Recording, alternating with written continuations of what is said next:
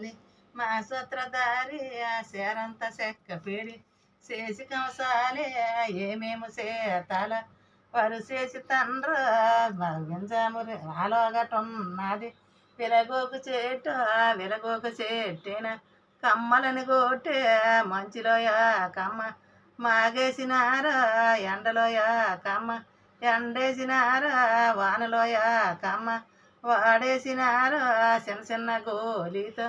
సీరున్నారా కోర్మపతారన్న